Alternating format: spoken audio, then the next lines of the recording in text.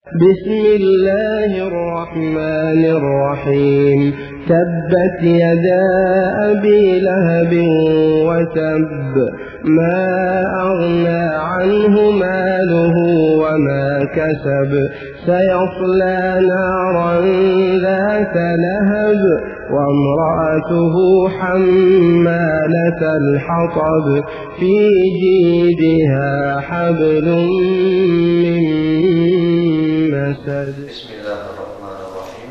Assalamualaikum warahmatullahi wabarakatuh.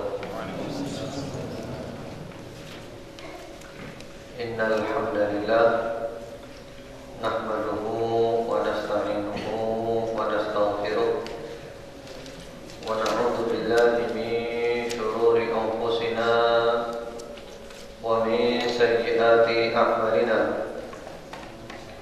Man yahdihillahu fala mudilla lahu wa man yudlil fala hadiya lahu. Wa asyhadu an la ilaha illallah wahdahu la syarika lahu wa asyhadu anna Muhammadan 'abduhu wa rasuluh sallallahu alaihi wa ala alihi wa sallama tasliman katsiran. Amma ba'd. Allahumma inna nas'aluka ilman nafi'an wa na'udzu bika min ilmin la yanfa'. Ma'asyiral muslimin, ikhwan wa akhwat fillah rahimakumullah. Hari ini adalah hari Ahad, tanggal 23 Ramadan 1433 Hijriah. Dan ini adalah merupakan hari ketiga dari iktikaf yang bertepatan dengan tanggal 12 Agustus 2012. Insyaallah kita akan melanjutkan kajian kita tafsir juz amma. Saya selalu menyebutkan tanggal, hari, dan tahun. Kenapa? Ternyata ada kepentingannya. Kepentingannya adalah untuk dokumentasi rekaman.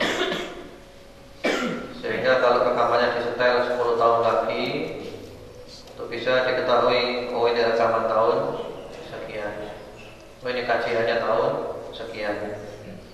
Jadi penting sekali. Dan saya mendapat faedah itu dari Al-Ustaz Yazid bin Abdul Qadir Jawas hafizahullah ta'ala. Beliau ceramah selalu menyebutkan tanggalnya, kemudian juga bulannya, tahunnya, untuk dokumentasi penting. Karena dahulu ketika kita tidak menyebutkan, ketika kasetnya kita ulang sekarang ini, tidak tahu ini ceramah tahun berapa. Jadi untuk dokumentasi penting sekali. Insyaallah pada siang hari ini kita akan membahas surat Al-Masad atau surat Tabbat. Surat ini adalah surat Makkiyah, yaitu surat yang diturunkan oleh Allah Subhanahu wa taala pada periode Mekah sebelum Rasulullah sallallahu alaihi wasallam hijrah ke Madinah. Surat ini urut-urutannya surat yang nomor ke-111 dan berisi 5 ayat. Surat ini berbunyi, A'udzubillahi minasyaitonirrajim. Bismillahirrahmanirrahim. Tabbat yada abi lahabin wa tabb. Ma aghna 'anhu maluhu wa ma kasab. Sayasla naran dzata lahab. Wa imra'atuhu hammalatal hatab. Fi jidha hablum min masad. Binasalah kedua tangan Abu Lahab, dan sesungguhnya dia benar-benar binasa. Tidaklah berfaedah kepadanya harta bendanya dan apa yang dia usahakan.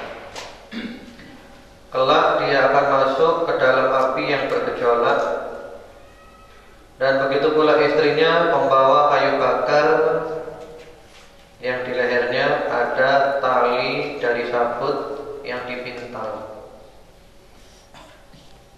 Al-Hafidz Ibnu Katsir rahimahullah ta'ala di dalam tafsirnya menjelaskan asbabun nuzul, sebab turunnya surat Tabbat atau surat Al-Masad ini. Mengenai penamaan ya, ada dua nama, Tabbat, Al-Masad, tidak masalah. Itu sama sekali tidak bukan masalah yang prinsip. Lalu menyebut surat Tabbat berarti diambil dari ayat yang nomor 1. Kalau surat Al-Masad berarti diambil dari ayat yang nomor 5. Kemudian juga surat Al-Quran itu ketika turun ada dua cara. Ada yang ibtidai, ada yang sababi. Yang sababi itu adalah surat-surat atau ayat-ayat yang turun yang dilatar belakangi oleh satu sebab. Bila dikenal dengan sebab turunnya ini, asbabun nuzulnya ini. Kemudian kalau ibtidai, surat-surat atau ayat-ayat yang turun tanpa dilatar belakangi oleh satu sebab tertentu. Dan kebanyakan ayat Al-Quran adalah ibtidai kebanyakan. Nah, ini surat Tabbat dan surat Al-Masad termasuk yang sahabi, ada asbabun nuzulnya. Ceritanya waktu itu sebagaimana diriwayatkan oleh Al-Imam Al-Bukhari rahimahullah ta'ala, ketika Rasulullah SAW mendapat perintah dari Allah untuk dakwah terang-terangan, dakwah jahriyah, Rasulullah SAW naik ke Bukit Sofa, kemudian memanggil penduduk Mekah, ya Sobaha, ya Sobaha, kumpul semuanya penduduk Mekah. Kemudian Rasulullah SAW mengatakan, ara'aitum in haddatsukum annal aduwa musabbihukum au mumassikum akuntum tusaddiquni. Ya. Tahukah kalian, jika kalian aku beritahu bahwa musuh akan menyerbu kalian pada waktu pagi atau sore, kira-kira kalian percaya atau tidak kepada saya? Mereka mengatakan, nah, kami percaya semuanya, karena kami tahu Anda adalah orang yang jujur, orang yang bisa dipercaya, yang tidak pernah berbohong. Kami percaya. Lalu saat itu Rasulullah SAW mengatakan, fa inni nadhirul lakum baina yaday adzabin syadid.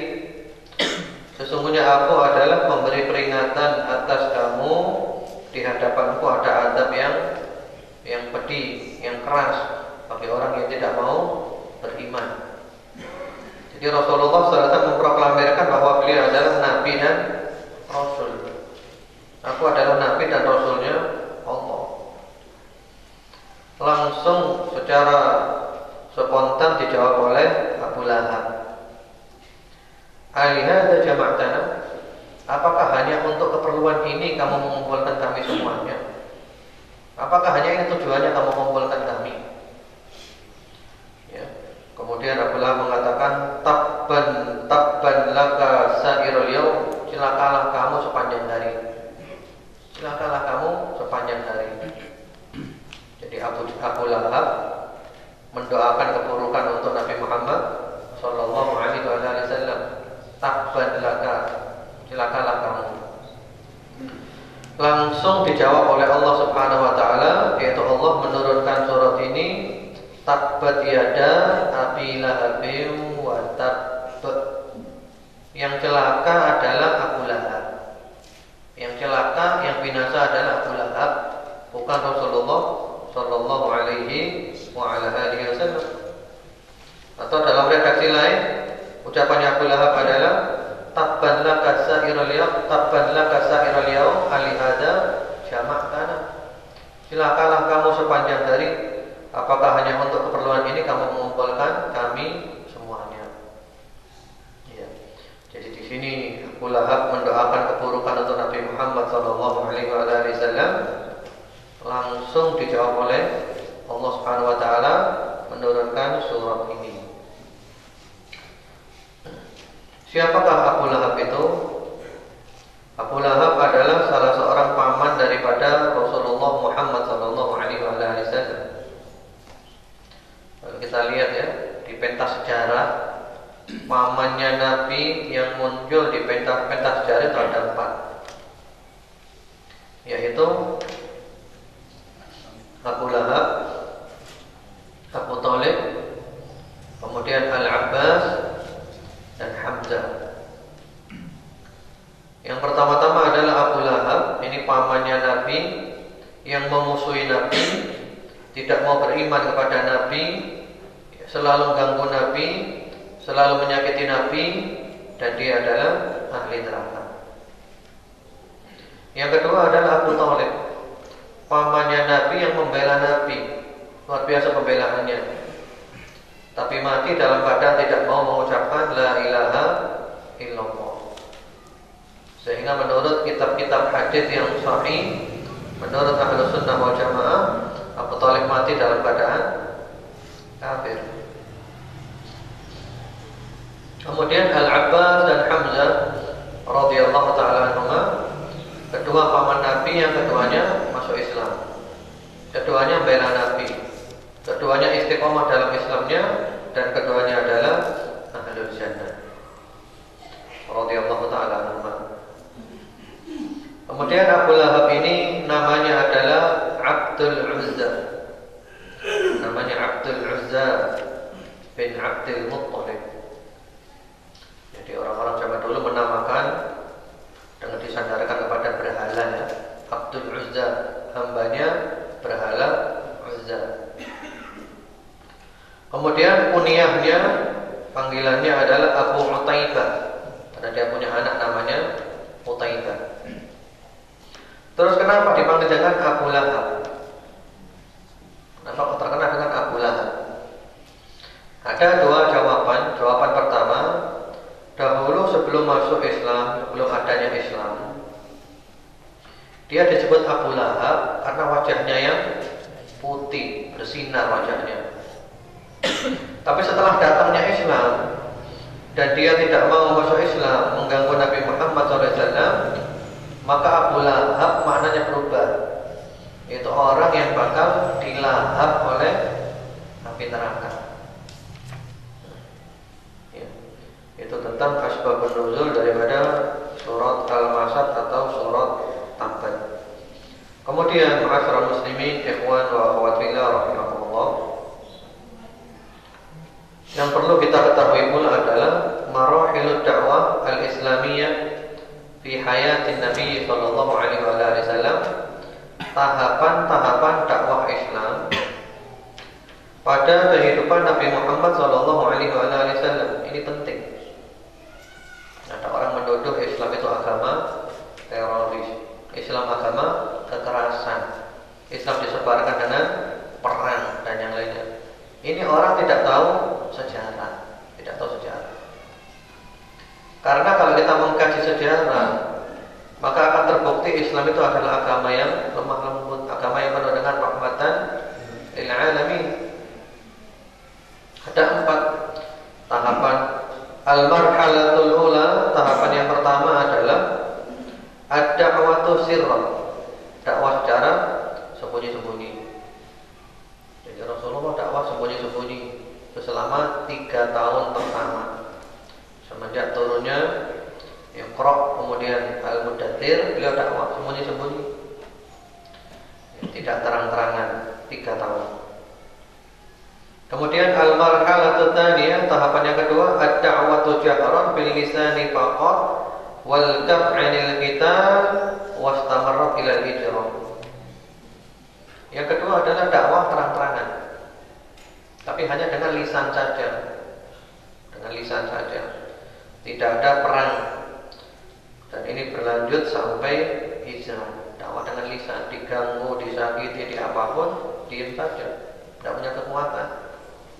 Jika ada sahabat yang Ammar bin Yasir, ayahnya dibunuh, ibunya dibunuh, beliau disiksa,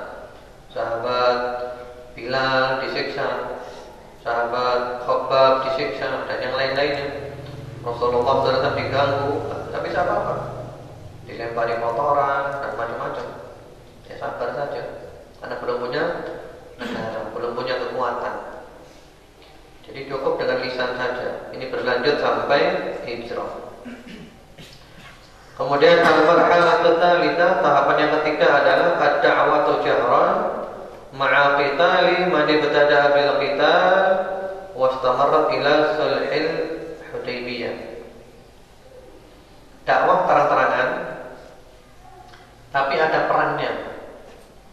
Namun perangnya itu adalah hanya melayani, hanya membela diri. Kalau diserang baru dilayani. Jadi bukan memulai ngajak perang. Tapi kalau diajak perang baru dilayani. Ini semenjak hijrah ke Madinah sampai perjanjian Hudaybiyah, yaitu tahun 6 Hijriah. Ya, karena orang-orang kafir itu luar biasa, zalim sekali. Kemudian al-marhalatur rabi'ah, tahapan yang keempat, ad-da'watu jahran ma'a qitali man yaqifu fi sabilid da'wah. Ya, dakwah terang-terangan sekaligus memerangi siapa saja yang menghalangi jalan dakwah. Nah, ini semenjak tahun 6 Hijriah tadi sampai sekarang. Jadi dakwah terang-terangan dan memerangi siapa saja yang menghalangi jalan dakwah. Tapi peperangan ini kalau kita mempunyai kekuatan, mempunyai negara, mempunyai pemimpin, ada imamnya. Karena kalau kita sendiri-sendiri sulit. Jadi dari sini kita lihat Islam itu disebarkan dengan apa? Dengan pedang atau dengan lemah lembut? Kalau kita lihat di sini, perang itu terpaksa perang. Kenapa perang? Karena adanya kedoliman.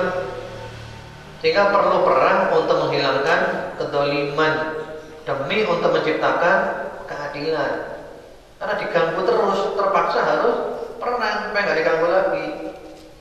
Sehingga Islam itu ketika menguasai satu negara, maka di negara itu orang-orang non-muslim tidak dipaksa untuk masuk Islam, tidak dipaksa. Mereka dibolehkan tetap dalam agamanya, tapi dengan catatan mau patuh kepada peraturan yang ada dan mau membayarkan jizyah, baru peti. Dan mereka dilindungi. Dan sudah terbukti ya pada zaman Daulah Abbasiyah diantaranya, orang-orang non-muslim yang hidup di negara-negara Islam itu terlindungi. Bahkan mereka merasa lebih senang hidup dalam perlindungan agama Islam, karena mereka merasakan keamanannya, aman. Kalau Islam berkuasa itu orang kafir itu aman. Yang penting jangan macam-macam. Bahkan dalam Islam itu membunuh orang kafir nggak boleh. Yang boleh itu adalah orang kafir yang memerangi, kafir harbi. Kafir memerangi baru dia diperangi. Kalau kafir yang dhimmi, yang tidak memerangi kan nggak boleh diperangi. Islam itu indah. Kemudian masih tentang Abu Lahab juga. Al-Hafidz Ibnu Katsir rahimahullah taala membawakan di situ riwayat bahwasanya Abu Lahab ini amat sangat mengganggu Nabi Muhammad sallallahu alaihi wasallam. Ketika Rasulullah berdakwah, Rasulullah datang kepada orang-orang ya, Rasulullah di pasar, di musim-musim haji dakwah. Sambil mengatakan ya ayyuhan nas qulu la ilaha illallah tuflihu. Wahai sekalian manusia, ucapkanlah la ilaha illallah, kalian akan menang. Ya, orang-orang kumpul di depannya Nabi berdakwah. Dalam keadaan seperti ini, Abu Lahab datang. Abu Lahab mengatakan, innahu sabiqun kadzib.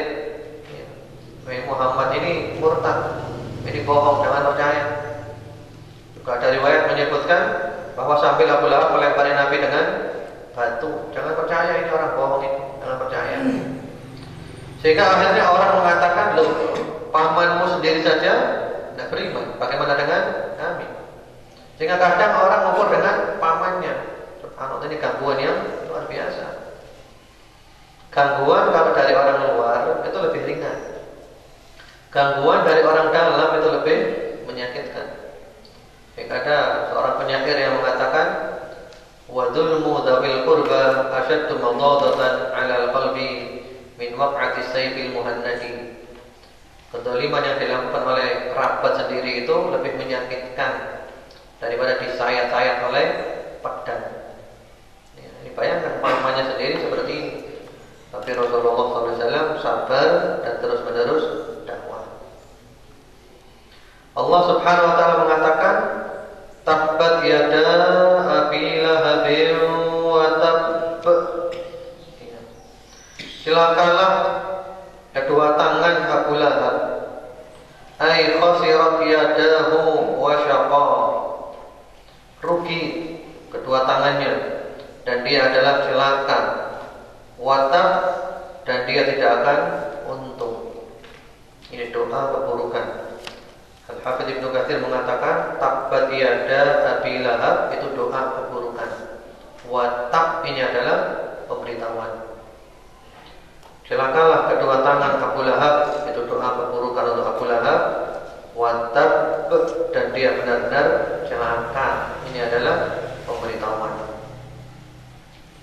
Ya. Jadi Islam itu tidak memandang bulu ya, siapapun yang dia itu baik, yang mendapatkan ganjaran kebaikan. Siapapun yang dia itu jahat, yang mendapatkan balasan dari kejahatannya. Jadi tidak ada dalam Islam itu istilahnya kalau ada hubungannya dengan Nabi maka dia punya dispensasi. Tidak ada. Siapa Abu Lahab ini? Pamannya Nabi. Bahkan Abu Lahab ini ketika Nabi lahir senang sekali. Waktu Nabi lahir, Abu Lahab senang. Abu Lahab sampai memerdekakan budaknya yang bernama Thuwaibah al-Aslamiyah untuk menyusui Nabi Muhammad SAW. Sehingga ada yang membawakan cerita-cerita tapi tidak benar. Katanya Abu Lahab itu mendapat keringanan azabnya gara-gara senang dengan kelahirannya Nabi. Ini riwayat tidak benar, ini bukan hadis itu. Dan bertentangan dengan ayat ini. Sampai ada orang yang berlebihan lagi mengatakan demi menghormati Nabi Muhammad jangan membaca surat Tabbat. Untuk menghormati Nabi Muhammad. Kenapa? Karena dibahas adalah pamannya Nabi. Itu bagaimana? Kalau Nabi yang baca, yang mengajarkan kepada kita adalah Nabi. Demikian pula Rasulullah Muhammad SAW mengatakan kepada putri kesayangannya Fatimah, ya Fatimah binta Muhammad, i'mali li nafsiki fa inni la ughni 'anki min Allahi syai'an.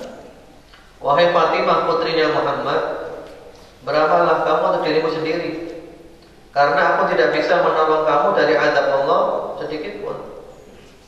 Karena itu diantara bentuk ujub itu bangga diri adalah membanggakan diri karena mempunyai garis keturunan bersama Nabi. Ujub. Nikahnya dia ceroboh, berani berbuat kemungkaran, apapun dilakukan. Alasannya nanti mendapat syafaatnya Nabi. Tidak semudah itu. Kalau ingin mendapatkan syafaatnya Nabi, harus berbuat baik, beramal soleh. Kalau berbuat jahat, mungkar, ya dosa, mendapat dosa dan mendapat azab dari Allah Subhanahu wa taala. Islam bukan agamanya keluarga. Islam ini agamanya Allah. Ya, dilihat oleh Allah apa? Ya ayyuhan nasu inna khalaqnakum min dzakarin wa untha wa ja'alnakum syu'uban wa qabaila lita'arafu inna akramakum 'indallahi atqakum. Jadi sumbernya manusia itu sama. Sumbernya manusia adalah Nabi Adam dengan ibunda Hawa. Sumbernya sama. Kita semuanya keturunannya Nabi Adam dan ibunda Hawa. Lalu timbul garis keturunan, ada suku-suku, bangsa-bangsa, berbagai macam bahasa, warna kulit, macam-macam. Ya, untuk apa? Lita'aruf, saling mengenal, saling mengenal. Kemudian oleh Allah ditegaskan, inna akramakum 'indallahi atqakum. Sesungguhnya yang paling mulia di antara kamu di sisi Allah adalah yang paling bertakwa. Jadi bukan dari keturunannya siapa, kekayaannya, tampannya, pakaiannya, bukan. Karena itu juga Rasulullah Muhammad SAW mengatakan, Inna Allah la yanzuru ila suwarikum wala ila ajsamikum walakin yanzuru ila qulubikum wa amalikum. Allah tidak melihat tubuhmu, melihat rupamu, tidak melihat bentukmu. Yang dilihat oleh Allah adalah hatimu dan amalmu. Kemudian ditegaskan lagi oleh Rasulullah SAW. Beliau mengatakan, La fakhra li'arabiyyin ala a'jamiyyin wala li aswad ala ahmar illa bittaqwa. Kullukum min Adam wa Adam min turab. Tidak ada keistimewaan antara orang Arab dan selain Arab dan orang Ajam. Demikian pula antara orang yang kulit hitam dan kulit merah. Kulit merah itu adalah orang Persia. Kecuali dengan takwa. Kamu semua sama keturunan dari Nabi Adam, dan Adam berasal dari tanah. Kita semua sama. Bangsa apapun, suku apapun, warna kulit apapun, bahasanya apapun, di depan Allah adalah sama. Yang membedakan adalah takwanya kepada Allah Subhanahu wa ta'ala. Apalah artinya kita membanggakan nasab kalau ternyata kita bukan orang yang baik. Innal fata man yaqulu ha anada walisal fata man yaqulu kana abi. Seorang pemuda itu adalah yang mengatakan ini loh aku, bukan yang membangga-banggakan ayahnya atau nenek moyangnya. Jadi kalau ingin selamat dan mengikuti ajarannya Nabi Muhammad Sallallahu Alaihi Wasallam, akhlaknya beliau, akidahnya beliau, muamalahnya beliau, dan semua perbuatannya beliau Rasulullah Muhammad Sallallahu Alaihi Wasallam, agar tidak menjadi seperti Abu Lahab. Tabbat yada Abi Lahab wa tabb. Ya, celakalah kedua tangan Abu Lahab, maksudnya adalah Abu Lahabnya yang mempunyai kedua tangan. Celakalah dia, rugilah dia, dan dia benar-benar tidak akan beruntung. Ma aghna anhu maluhu ay alladhi kana 'indahu fa'atwa. Tidak akan bermanfaat bagi dia, tidak akan bisa menolong dia hartanya yang dia miliki, yang membuat dia sombong. Jadi membuat dia sombong adalah hartanya. Tidak ada manfaatnya di depan Allah Subhanahu wa taala. Ma aghna 'anhu maluhu wa ma kasab. Wa ma kasab, dan apapun yang dia usahakan tidak ada manfaatnya di hadapan Allah, tidak akan bisa menolong dia dari azab Allah. Lam yarudda 'anhu syai'an min 'adzabillah idza nazala bihi. Tidak bisa menolak azab Allah sedikit pun apabila azab Allah sudah turun. Disebutkan oleh Al-Hafidz Ibnu Katsir rahimahullahu taala, ya, Abu Lahab ketika mendengar dakwahnya Nabi, apa kata Abu Lahab? In kana ma yaqulu ibnu akhi haqqan fa inni aftadi nafsi yaumal qiyamah min al-'adzabil alim bimali wa waladi.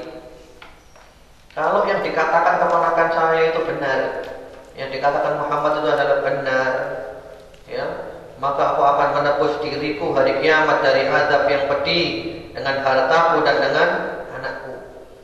Aku kan punya harta banyak, nanti kalau mau masuk neraka tak tebus, ya. Maka oleh Allah dijawab, ma aghna 'anhu maluhu wa ma kasab. Tidak ada manfaatnya, tidak percuma. Anak tidak bisa nolong, harta tidak bisa nolong, apapun tidak bisa menolong dari azab Allah. Yauma la yanfa'u malun wa la banun illa man atallaha biqalbin salim. Jadi harta tidak ada faedahnya, anak tidak ada gunanya kecuali orang yang datang kepada Allah dengan qalbun salim. Kemudian saya selah naran dzata lahab. Ai satuhitu bihin nar min kulli janib. Dia akan diliputi api neraka dari semua sisinya, dikepung oleh api neraka. Allahu Akbar. Dikepung oleh api neraka yang bergejolak. Kita bayangkannya kalau ada kebakaran, begitu dahsyat. Bagaimana ketika ada kebakaran kita berada di tengah-tengahnya api itu. Nah, ini kita bayangkan nanti Abu Lahab dikepung api yang bergejolak. Dan ini bukan dongeng, ini benar-benar kisah nyata. Ini benar-benar berita dari Allah, dan firman-Nya Allah adalah firman yang paling benar. Wa imra'atuhu hammalatal hatab, dan begitu pula istrinya pembawa kayu bakar. Jadi sama-sama Abu Lahab dan istrinya ini sama-sama kompak dalam kekafiran. Istrinya adalah termasuk salah seorang tokoh perempuan dari suku Quraisy, ya, namanya Arwa bintu Harb bin Umayyah, saudara perempuan dari Abu Sufyan. Kunyahnya, panggilannya adalah Ummu Jamil. Nah, dia ini membela suaminya dalam kekafirannya, membela suaminya dalam pembangkangannya, membela suaminya dalam mengganggu Nabi Muhammad sallallahu alaihi wa ala alihi wasallam. Hingga nanti suami istri ini setia di dunia, setia di akhirat. Yaitu di akhirat sama-sama masuk neraka. Setia kan? Naudzubillah. Kita jangan niru setia seperti itu. Kalau kita kepingin di akhirat sampai masuk ke dalam surga. Syekh Sa'di rahimahullah taala mengatakan, wa kanat aidan syadidatul adiyah li Rasulillah sallallahu alaihi wasallam. Istrinya ini juga sangat mengganggu Nabi Muhammad sallallahu alaihi wasallam. Keluarga ganggu Nabi. Tata'awan hiya wa zawjuha 'ala al-ithmi wal 'udwan. Dia dan istrinya saling tolong-menolong dalam dosa dan permusuhan. Dia terbalik. Allah mengatakan wa ta'awanu 'alal birri wat taqwa wa la ta'awanu 'alal itsmi wal 'udwan. Tolong-menolong dalam takwa dan kebaikan.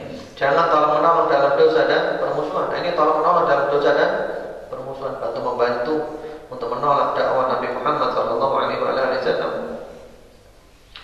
Kemudian wa talqa asy-syarra wa tas'a ghayata ma taqdir alaihi fi hadiyati Rasulillah sallallahu alaihi wasallam. Dia melakukan apapun, berbagai macam keburukan, berbagai macam gangguan yang dia mampu untuk mengganggu Nabi Muhammad sallallahu alaihi wasallam. Di antaranya menurut Ibnu Katsir, di antara gangguannya itu suka ya bawa ngambil duri-duri, lalu duri-duri itu ditaruh di jalan yang biasa dilewati oleh Nabi, supaya Nabi tidak bisa lewat lagi. Kemudian wa tajma' 'ala dhahriha al-awzar wa imra'atuhu hammalatal hatab, dan istrinya pembawa kayu bakar. Membawa kayu bakar untuk diletakkan di jalan yang bisa dilewati Nabi, supaya Nabi tidak bisa lewat lagi. Atau ada yang menafsirkan, yaitu dia mengumpulkan di punggungnya itu dosa. Jadi ini ibarat ya. Jadi dia kumpulkan berbagai macam dosa, dia mikul berbagai macam dosa, seperti orang yang mengumpulkan kayu bakar. Jadi bukan cari ganjaran, tapi selalu cari dosa. Bimanzilati man yajma' hataban qad u'idda lahu fi 'unuqihi hablan min masad ay min li, dan telah dipersiapkan untuk dia di lehernya itu yaitu tali dari sabut yang sudah dipintal. Ada yang ahli tafsir yang menafsirkan au annaha tahmilu fin naril hatab 'ala zawjiha mutaqallida fi 'unuqiha hablan min masad.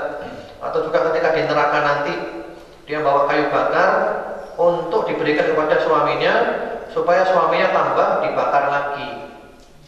Jadi dulu di dunia nolong suaminya dalam kekafiran, di neraka nolong suaminya untuk supaya tambah diazab. Jadi dia bawa kayu bakar diberikan suaminya supaya tambah bara.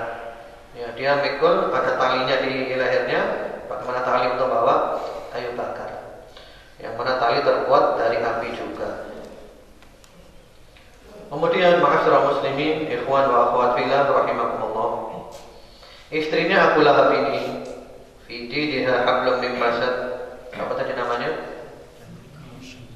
Namanya siapa? Ummu Jamil itu kunyahnya. Namanya siapa? Arwa. Namanya Arwa. Ya. Jadi ini adalah awal. Saking bencinya kepada Nabi. Nabi Muhammad namanya siapa? Muhammad. Muhammad artinya adalah orang yang terpuji. Saking bencinya kepada Nabi, menyebut nama Muhammad tidak mau. Kalau manggil adalah mudzammam, orang yang tercela. Jadi walaupun namanya Muhammad, tidak mau manggil Muhammad. Mudzammam, orang yang tercela. Jadi kalau manggil Nabi itu mudzammam, bukan Muhammad. Ini menunjukkan betapa bencinya yang sudah luar biasa.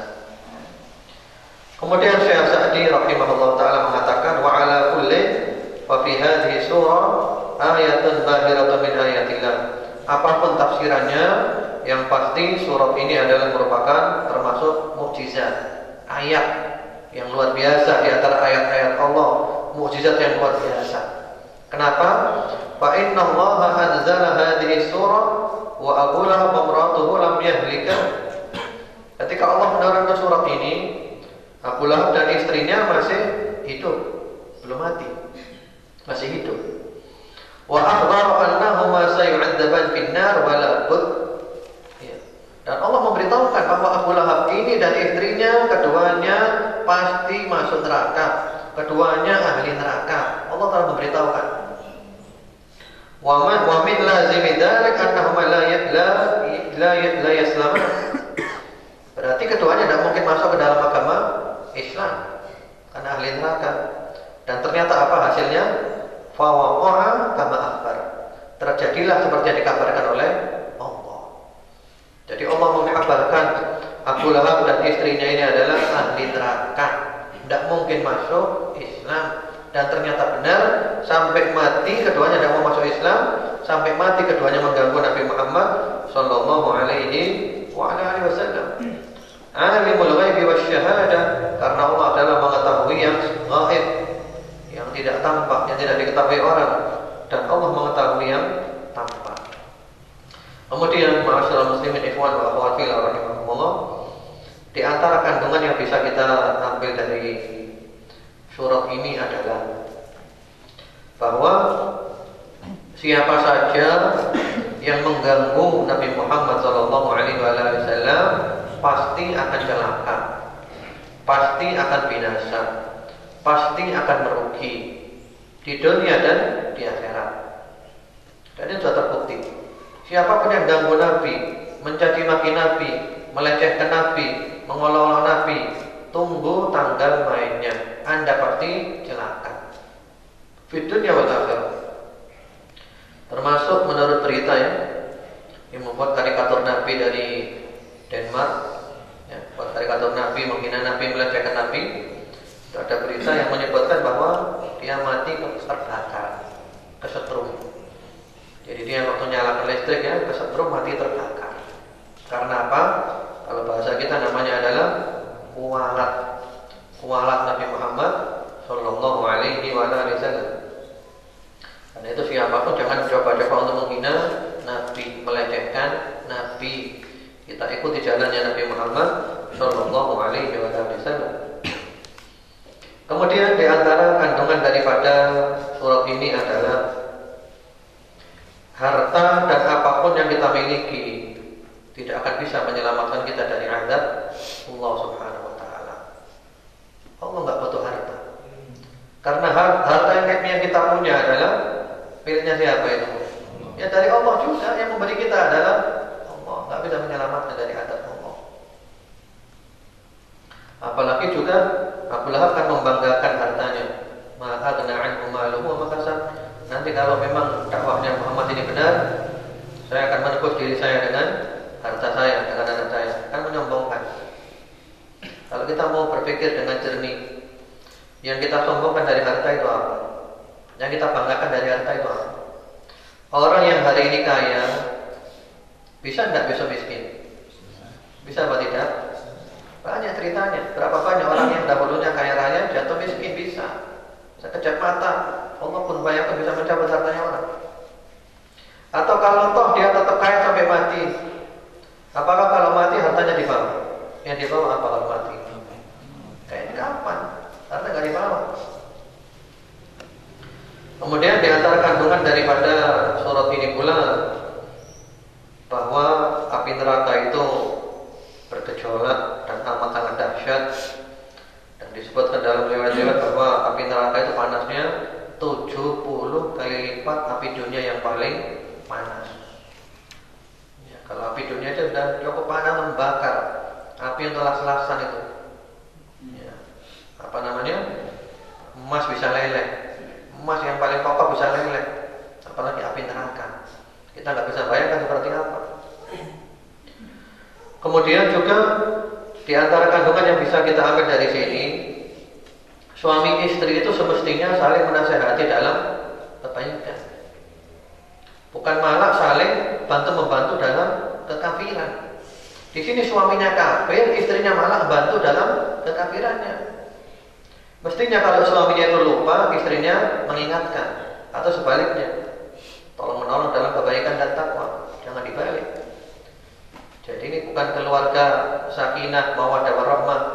Ini keluarga yang syaqiyah, keluarga yang celaka. Ya. Kemudian juga bahwasanya orang yang berbuat dosa itu ibaratnya adalah dia mengumpulkan dosa di atas punggungnya. Dan itu nanti ada di tafsir surat Alam Nashrah, ya, Alam Nashrah laka sadrak wa wada'na 'anka wizrak. Ya, jadi dosa membuat kita ini beban berat. Karena seakan-akan dosa berada di punggung kita, berat sekali. Sampai-sampai seperti orang memikul kayu bakar. Yang membuat sumpah, bencana, musibah dan berbagai macam adalah gara-gara dosa. Ya. Itulah tafsir yang mudah daripada surat Al-Masad atau surat Taubat ini. Semoga bermanfaat.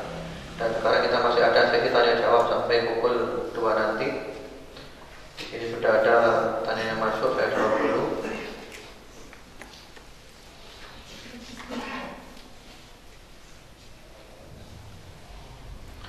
Ustadz, hadits yang menerangkan sahabat membaca surat Al-Ikhlas setelah Al-Fatihah atau setelah surat lain dalam sholat, apa bisa dijadikan dalil untuk bid'ah hasanah? Tidak, bukan bid'ah hasanah itu. Itu sesuatu yang disetujui oleh Nabi. Tidak ada dalil sama sekali. Tidak ada dalil sama sekali. Tidak ada dalil sama sekali untuk hal itu, ya. Sama sekali.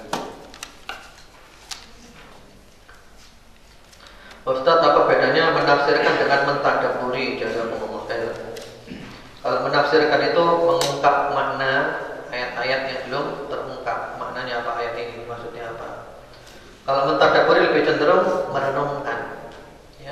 Setelah dia pahami maknanya, kemudian dia mentadaburi, merenungkan, membayangkan, merenungkan, memikirkan. Jadi mentadaburi itu lebih mendalam daripada menafsirkan. Karena mentadaburi itu harus tahu tafsirnya dulu. Tidak mungkin seseorang bisa mentadaburi sebelum dia tahu tafsirnya. Contohnya ketika ada sholat, ya, sholatul lail di Masjidil Haram. Imamnya Syekh Sudes, jamaahnya full. Syekh Sudes nangis, jamaahnya ikut nangis semuanya. Ketika ditanya, kenapa kamu nangis? Karena Syekh Sudes nangis. Ya, ini bukan nangis karena Al-Quran, nangis ikut-ikutan. Atau karena suaranya Syekh Sudes, karena suaranya memelas, ikut-ikutan nangis. Yang dimaksud nangis itu ketika mendengar ayat-ayat yang menakutkan, neraka, nangis karena paham, mentadaburi dia. Jadi kamu tadaburi, ikut-ikutan aja. Wah, tetangga nangis semua, anak nangis, sungkan ini. Nangis, bukan gitu. Jadi mentadaburi. Jadi orang Islam itu enak. Saya mendengar suaranya orang Moro.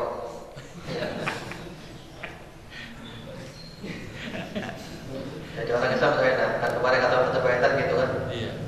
Kalau orang Amerika itu mengeluh tidak bisa tidur, kaya bisa tidur. Kalau orang Islam, masya Allah, pengajian tidur. Berarti bahagia itu.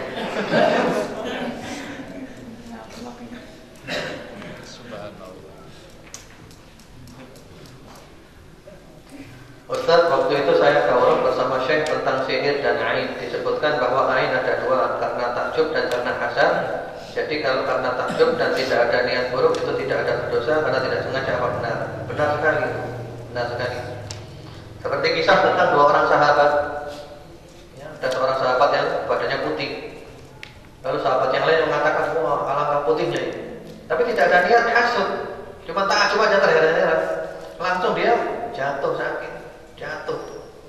Lalu Rasulullah ini kena mata ini.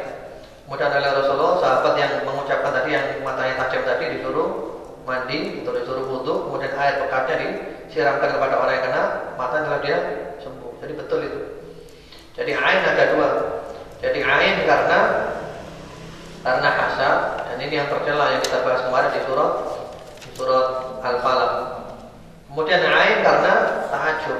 Tidak ada niat hasad, cuma ta'ajub aja karena oleh Allah dia diberi mata yang tajam. Ada orang-orang tertentu matanya tajam. Kalau melihat sesuatu memuji langsung usai dipuji itu.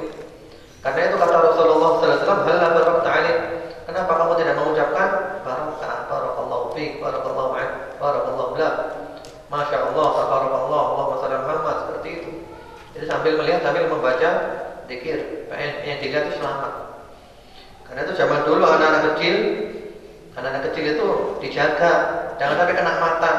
Di antaranya bagaimana dikatakan di Zadul Ma'ad, di antara upaya menjaga anak dari mata orang yaitu disuruh dasimu nunatahu. Ini diolesi hitam di janggutnya. Mungkin anak itu janggutnya bagus ya, lucu ya. Jadi janggutnya diolesi sesuatu yang warnanya hitam, supaya yang bagus itu nggak tampak, nggak kena mata orang. Seperti itu. Jadi memang ada orang yang matanya tajam. Itu ain, pemberian dari Allah, bukan hipnotis ya, bukan hipnotis, lain dari hipnotis. Seperti kucing itu loh. Ada kucing, kalau zaman dulu namanya kucing belang telon. Itu kalau melihat cicak, dilihat aja jatuh cicaknya, karena matanya yang tajam. Apakah hukum memakai dupa untuk pewangian di rumah? Kenapa? Dupa kalau tujuannya untuk pewangian nggak apa-apa ya. Di Arab Saudi atau di negara-negara Arab sana, hampir setiap rumah selalu memakai dupa. Bahkan untuk pewangian dupa harganya mahal, sampai ada namanya kayu garu, bukur, ini mahal harganya. Atau juga ada dupa-dupa yang lainnya, nggak apa-apa, dinyalakan wangi, boleh, wangi rumahnya boleh. Yang tidak boleh itu adalah menyalakan dupa untuk tujuan perdukunan, jadi pak dukun untuk mendatangkan setan, nggak boleh. Tapi kalau wangi rumahnya wangi, untuk ditaruh di lemari, pakaiannya wangi, nggak apa-apa. Dupa itu boleh. Ya Ustaz, mohon dijelaskan perbedaan antara akidah dan tauhid dan uzair itu siapa? Ya. Akidah itu umum, tauhid itu khusus. Kalau akidah itu umum, kalau tauhid itu khusus, dan tauhid adalah bagian daripada akidah. Kalau pembahasan tauhid itu lebih cenderung tentang Allah, mengisahkan Allah, jangan menyekutukan Allah, jangan syirik, baik dalam rububiyahnya Allah, baik dalam uluhiyahnya Allah, baik dalam nama-nama dan sifatnya Allah. Itu kalau tauhid. Dan tauhid adalah bagian daripada akidah. Sementara kalau akidah pembahasannya lebih luas lagi, macam-macam, termasuk rukun iman yang 6. Itu adalah akidah iman kepada Allah, iman kepada malaikat Allah dan seterusnya. Kemudian juga termasuk akidah pula adalah tentang definisi iman, definisi kufur. Termasuk akidah pula adalah iman kepada tentang keyakinan kita tentang para sahabatnya Nabi, sikap kita terhadap para sahabat Nabi, terhadap keluarganya Nabi. Lebih luas akidah itu. Kemudian Uzair itu siapa? Uzair itu dituhankan oleh orang Yahudi. Orang Yahudi mengatakan Uzair adalah anaknya Allah.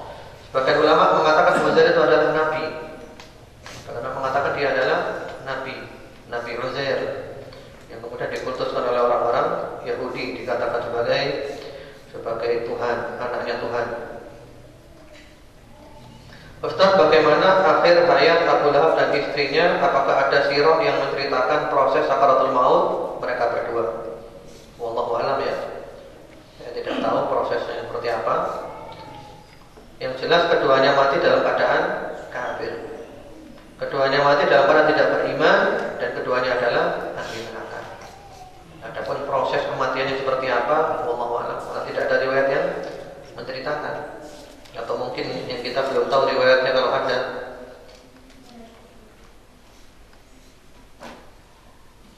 Ustaz, apakah tahapan dakwah Nabi yang sembunyi-sembunyi dapat dijadikan dalil untuk berdakwah secara sembunyi-sembunyi untuk saat ini? Sekarang ini yang kalau kita mau dakwah sembunyi-sembunyi, yang kita sembunyikan itu apa? Yang kita takutkan itu apa? Kalau Nabi dulu, karena dakwahnya asing baru, ini kafir semuanya, musyrik semuanya, nah ini dakwah muncul baru. Maka di antara hikmahnya itu pelan-pelan ketika dakwah, sembunyi-sembunyi dahulu. Nah kalau sekarang sembunyi-sembunyi, yang kita sembunyikan itu apa? Wah sekarang kita dakwah ini bebas, tinggal hanya caranya saja, cara menyampaikannya dakwah, caranya ya. Sehingga zaman sekarang kalau ada dakwah sembunyi-sembunyi, berarti ada sesuatu yang tersembunyi di dalamnya, ada maksud tertentu. Yang ada istilah gerakan bawah tanah. Nah itu ular, namanya itu dakwah sistem ular, gerakan dakwah tanah. Hanya kayak ular dalam tanah. Kalau kita tidak usah. Jadi sekarang ini apalagi di Indonesia tidak usah dakwah sembunyi-sembunyi, dakwah terang-terangan aja.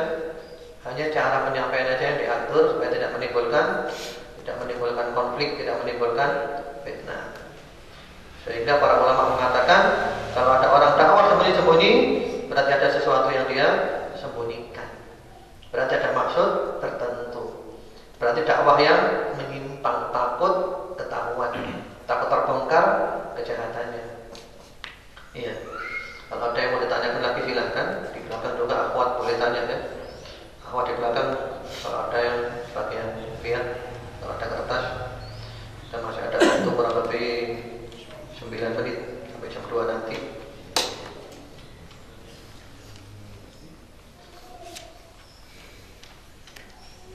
Kita mau nambah surat lagi, nanggung dari tengah-tengah bahas putus.